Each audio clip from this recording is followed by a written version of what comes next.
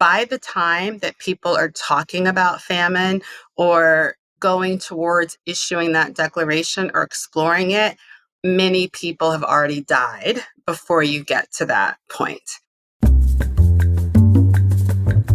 Welcome to Global Dispatches, a podcast for the foreign policy and global development communities and anyone who wants a deeper understanding of what is driving events in the world today. I'm your host, Mark Leon Goldberg. I am a veteran international affairs journalist and the editor of UN Dispatch. Enjoy the show.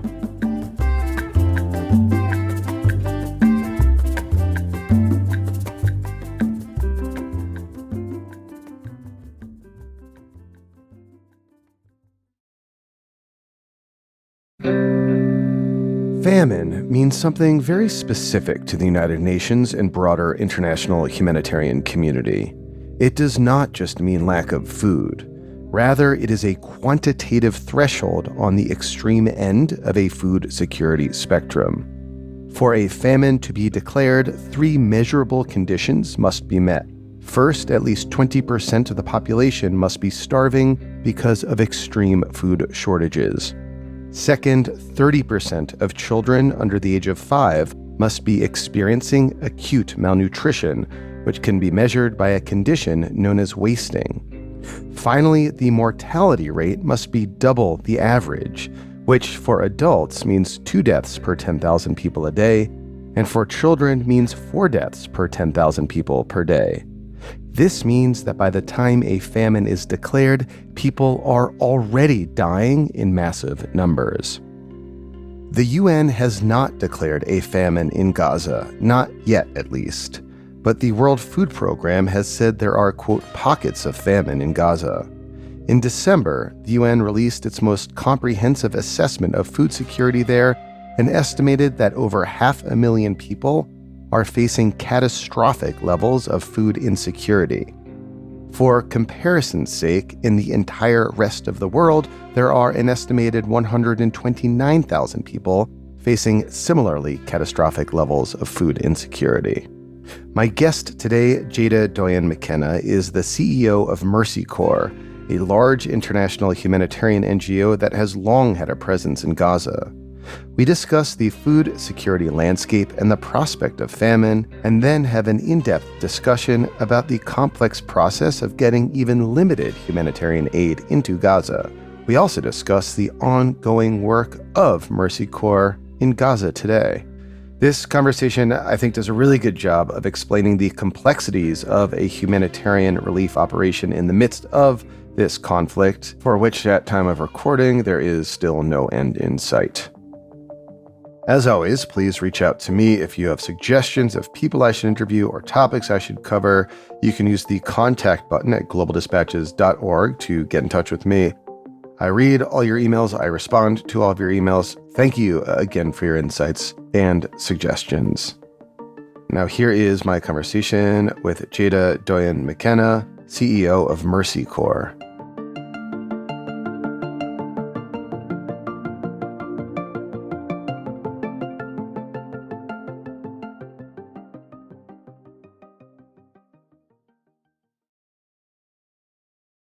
So, Tjada, the last time you and I spoke was September 2022, and you had just returned from Somalia, which was on the brink of famine.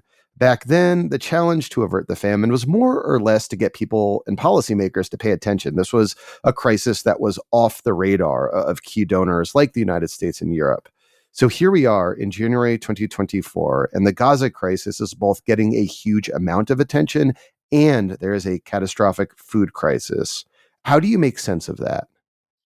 There truly is no way to make sense of the fact that this is basically a man-made, conflict-driven hunger catastrophe that is veering toward famine while the world watches. And I think what's difficult for the world to understand is people have an image of famine in their mind, of a very dusty place, of a prolonged hunger situation where people are emaciated and have lost a lot of weight. And that's not what this hunger catastrophe looks for, because it is a sudden onset, rapid development. And what's truly shocking, and I don't think we've done a good job of communicating this, is that 4 out of 5 people facing famine globally right now, so about 700,000, are located in Gaza. The other thing that I think people don't understand is they don't understand the dire conditions in which these people are suffering in terms of not having access to supplies, not being able to go anywhere for help.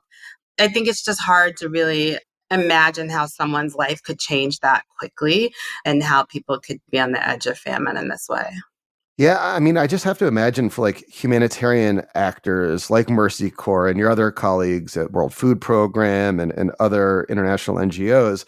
I mean, you're used to food crises that do not look like this. I mean, here you have, I think it was Cindy McCain, the executive director of the World Food Program, said the other day, we have people that are starving just like a couple miles from trucks filled with food. They just can't cross in. And Yes. this is just like totally different, in my 20 years of covering humanitarian crises. I just have not seen something like this. Typically, famines are born of lack of attention. People are starving for lack of attention because international policymakers, it's far from the radar. But here you are, a hot conflict, and it's still just such an acute crisis. Right. When people think of conflict, they don't think of a conflict that is happening under a siege. So in Gaza, the people are under constant threat from bombardment.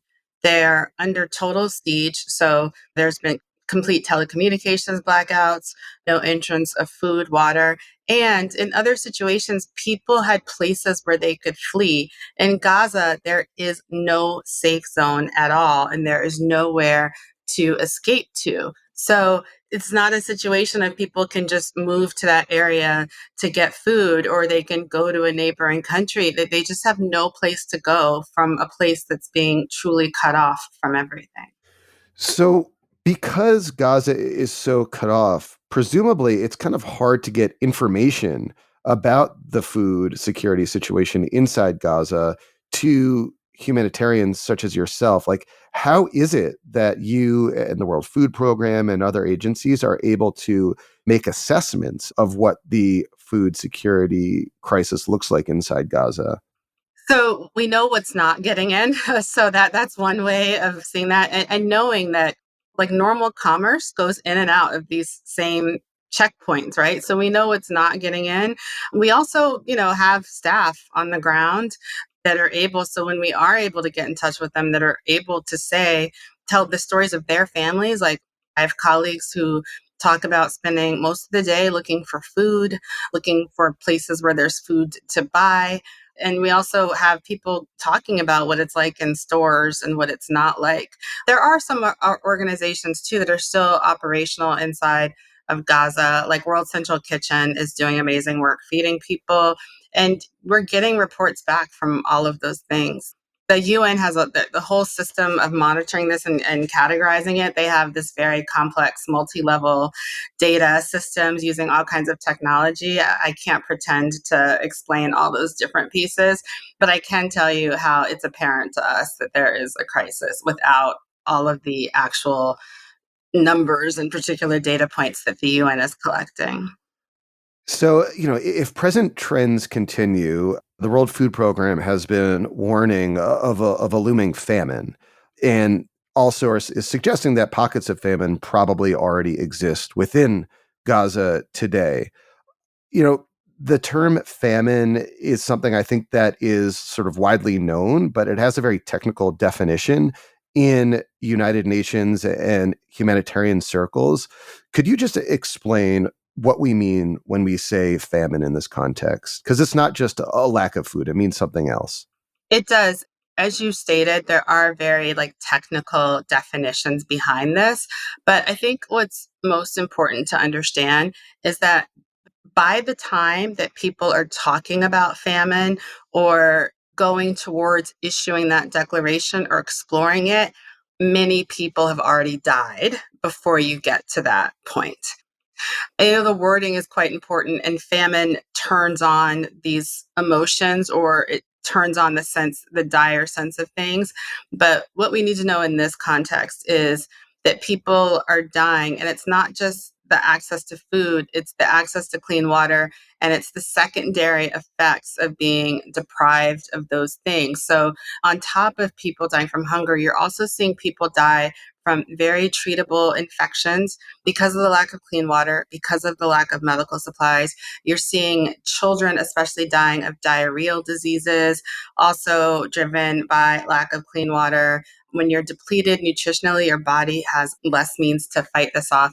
In addition, then, to the bombardments and also the stampedes for food when there is some food. So you're seeing people dying of hunger, but also of the secondary effects of hunger in terms of other illnesses and other situations that are prone for people. So there is some aid getting into Gaza. It's a trickle compared to the needs. But Yes. nonetheless, I'm really interested to learn from you, just like the logistics. How is it that aid, if it gets to Gaza, gets to Gaza? Where does it start and where does it end up? And how does it go from point A to point B? So it's important to remember that before the war, just to get basic goods and services into Gaza, an average of 500 trucks would enter Gaza per day. Right now, we have two main entry points, the Raqqa crossing on the border in Egypt, and another one through Israel for limited purposes. Right now, what we're seeing are thousands of commercial and humanitarian aid trucks are lined up just across the border in Egypt, often for several weeks at a time, with an average of only 130 trucks making it through each day.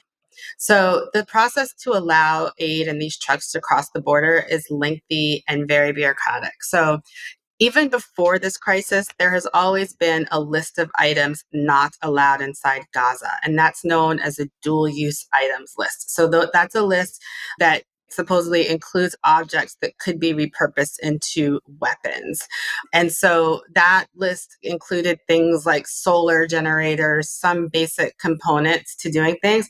However, they are now rejecting items that are not on that list. So what we've seen are trucks that have been carrying items like tents, sleeping bags, and generators, which are essential items for people to survive in harsh winter conditions, which is what we are facing now. They've been forced to turn back because some parts, like the metal tent poles, it's argued that they could be used for weapons. Even like the metal zippers on zipper bags have been sent back. And so each time there are items that are disqualified or rejected, that truck is then sent back to the back of the line and then has to go through the whole thing again. This list of things that are rejected is not consistent, right? I mean, these things can be applied arbitrarily, they're constantly changing. There's not a great system for it. So you have people in line for days because it's not getting the normal throughput, then being rejected and having to start all over. So then when a truck finally gets inside, the distribution process also faces huge obstacles, right? So there is no deconfliction process in this conflict. And normally in situations like this, we have these mechanisms that humanitarian organizations rely on to make sure that we can safely deliver aid. Those don't exist. They are non existent or totally not functioning in this environment. So even once a truck finally gets inside, there are no consistent places where we can tell people to go to get regular distributions. You have so many people that are trapped in the small area just near this Raqqa border that a lot of trucks are being mobbed, and it creates its own safety hazards in and of themselves. So this is going into the south. Access to the north has been particularly impeded since the beginning of the ground and military operations. There were reports that in the first 2 weeks of January, only 24% of planned missions to deliver food, medicine, water reached their destinations north of Wadi Gaza. So this complete lack of access to aid in the north has left tens of thousands of people trapped in between death.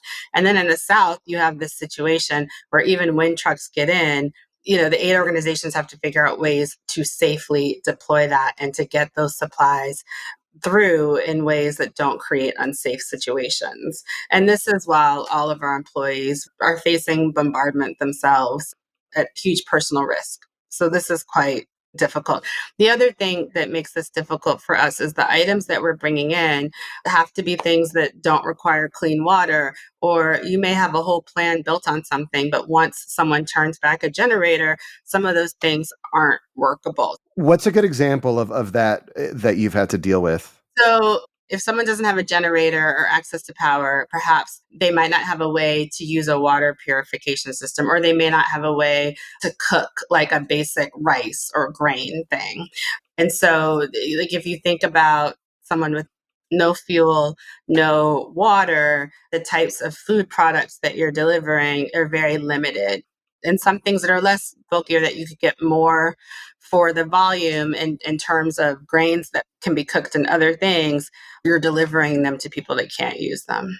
There's a lot to unpack from your answer just now. The first is like the seemingly capricious nature of the inspection regime. You said that like tents would be rejected because they contain tent poles. The whole truck would be pushed to the back of the line. And that's actually an anecdote I saw shared by Senator Chris Van Hollen of Yes. Maryland, who's like a very normie Democrat, Yes. not someone who's known to be particularly left winger or anything like that. And he was seemingly apoplectic about the nature of these inspections when he visited the border earlier this month. And it just seems to exacerbate an already dire situation, which you've described. You also mentioned that the situation in northern Gaza was particularly acute. This is seemingly the worst of the worst for the fact that it is so far from the ports of entry where limited aid is getting through in the south. Now, I've seen in recent days there is a renewed push to open up a crossing controlled by Israel and use a port called Ashdod, which is only really a few miles from northern Gaza. What is the sort of likelihood you think that that port will be used to get humanitarian goods into northern Gaza, and will it make any difference? Unfortunately, the story of this conflict has been fits and starts, or hopes of things opening up, then it taking much longer than you would imagine for that to happen, if it happens at all. And then these other bureaucratic hurdles on top of it. So we're working hard on every angle, obviously would welcome a port or other things opening. And at the same time, without any real knowledge or when that might happen, what may be allowed, we're operating under status quo and doing a lot of contingency planning for something that may or may not happen. I think that's been one of the most frustrating things about this conflict. I mean, obviously, the people in Gaza are suffering it the worst, but it has felt like being on a treadmill to nowhere in terms of constantly grinding and looking at different alternatives to things and still not being able to do the work that we're meant to be doing. So, can you describe what work is Mercy Corps able to do in Gaza right now? What were your programs like before October 7th? And are you able to run any programs, any interventions at the moment? So before October 7th, a lot of our programming was really around, a lot of it was around economic development. So we've worked in Palestine for 3 decades, since 1986, providing humanitarian assistance like access to water and cash assistance, working with children and young people and connecting people to economic opportunities, because in an environment where unemployment is over 40%. So we've supported hundreds of families through livelihood support in the agriculture sector. We provide cash to families to purchase things like irrigation systems and greenhouses so that they can restore their farming activities. We've provided access to safe and clean drinking water by constructing 2 water desalination plants and water distribution networks. And we do a lot of work with young people to increase their access to skills and employment opportunities. One of the things that we're known for is a program called Gaza Sky Geeks that we launched in 2011 in cooperation with Google.org. And Gaza Sky Geeks is a tech hub that trains, nurtures, and supports emerging tech talent with the goal of creating a sustainable and inclusive digital job market in Palestine. So we've reached over 23,000 people and Palestinians in Gaza and the West Bank alone through that.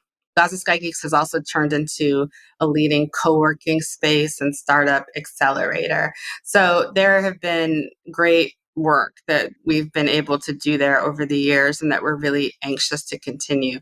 In terms of what we are doing now, so we are establishing supply lines to get goods in and working with other organizations, particularly local organizations on the ground, on the distribution of those and also looking at alternative ways to get those things in and out.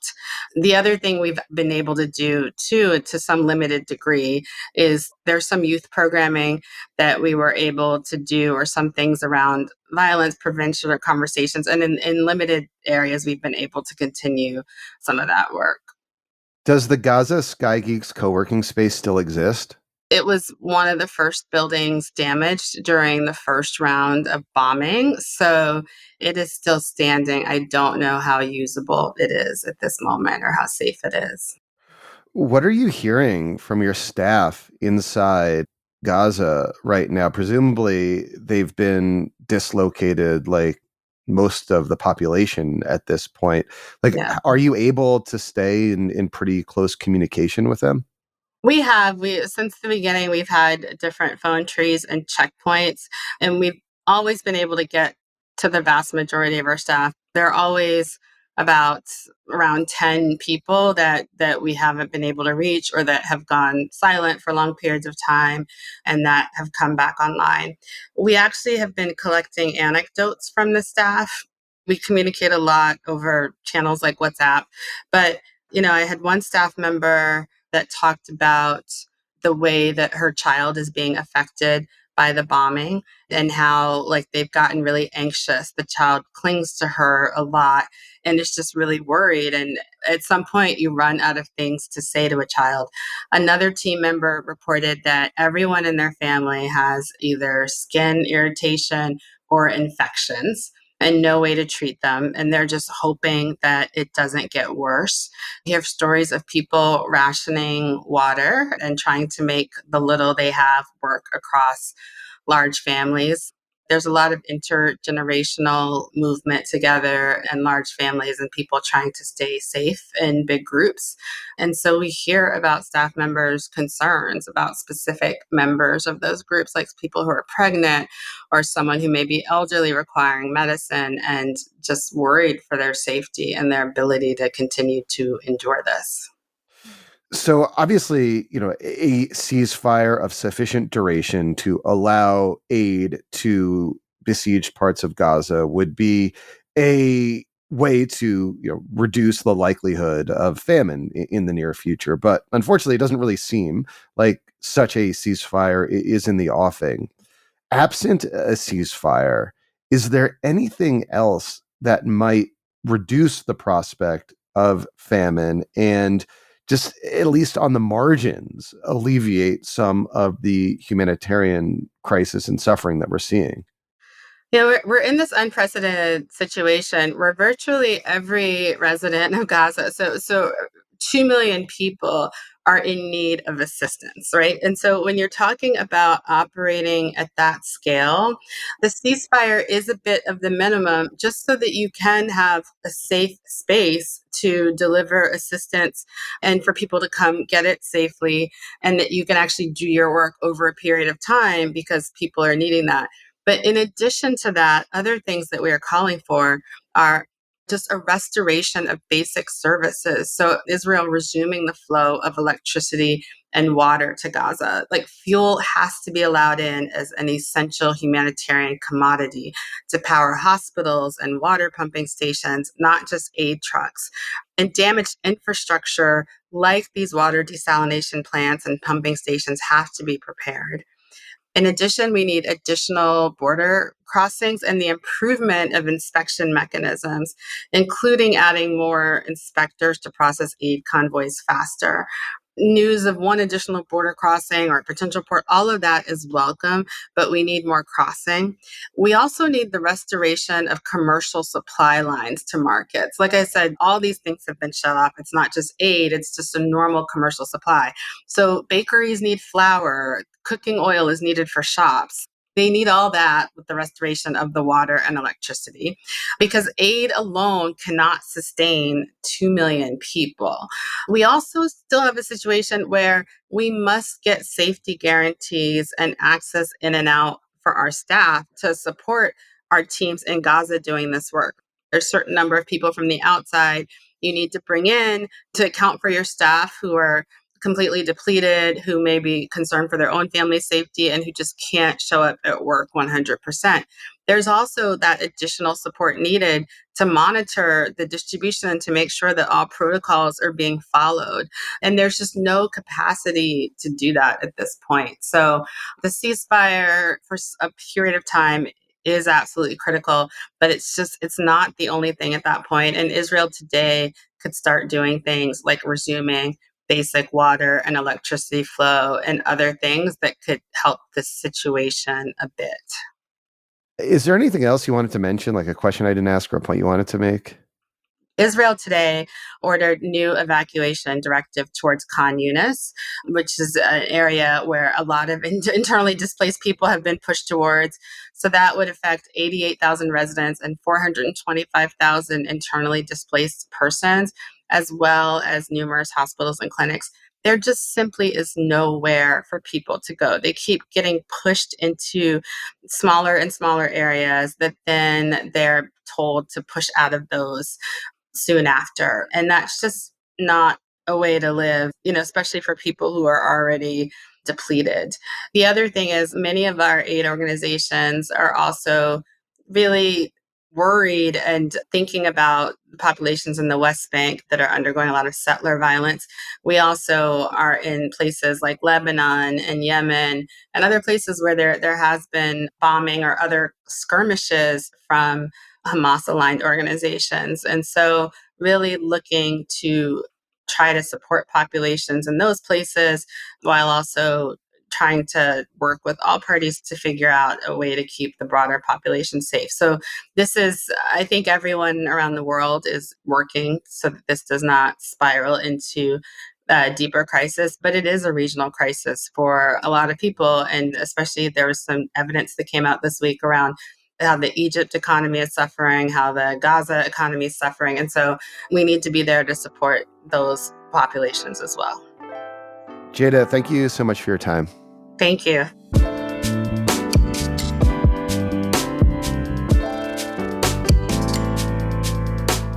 Thanks for listening to Global Dispatches. The show is produced by me, Mark Leon Goldberg. It is edited and mixed by Levi Sharp.